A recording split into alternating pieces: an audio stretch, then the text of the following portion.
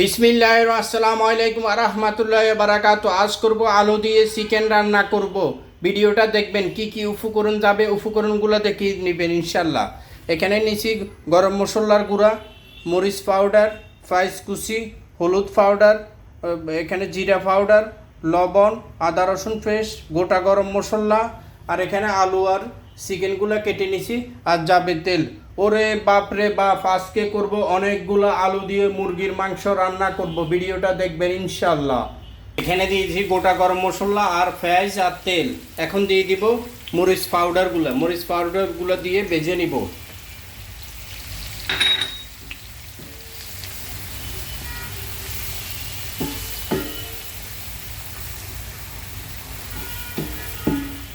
যে না পুড়ে যায়।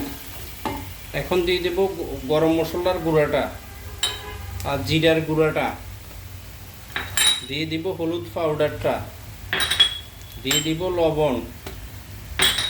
এখন ভালো করে ভেজে নিব।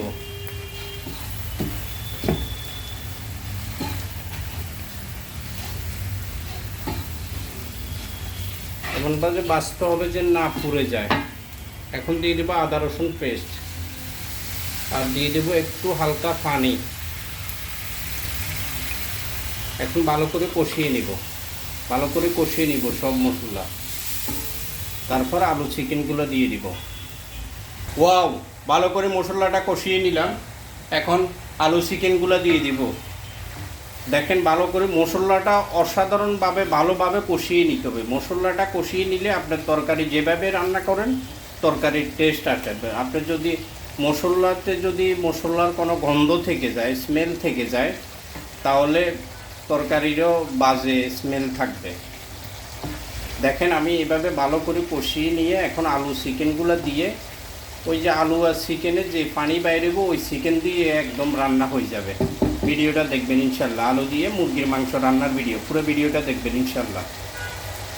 বাপরে বাপ, কতগুলো আলু আর চিকেন দিয়ে দিলাম। এখন ডাকনা দিয়ে দিব। ডাকনা দিয়ে ভালো করে জোশ উঠলে তারপর লাড়িয়ে দিব। লাড়িয়ে যদি প্রয়োজন হয় গরম পানি দিব, নাহলে পানি দেওয়া লাগবে না।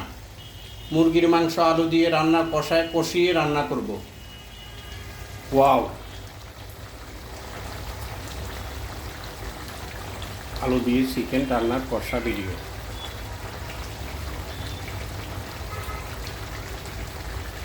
ওয়াও, আলু দিয়ে চিকেন কষা রান্না হয়ে গেছে। ভিডিওটা আপনারা দেখবেন। দেখি যদি আপনাদের একটুও ভালো লাগে পাশে থাকবেন ইনশাল্লাহ। দেখতে অনেক চমৎকার লাগতেছে, খেতেও চমৎকার লাগবে। Wow, nice, very nice. আজকের ভিডিওটা এখানে শেষ করব। ভালো থাকবেন, সুস্থ থাকবেন, নিরাপদ জায়গায় থাকবেন ইনশাল্লাহ।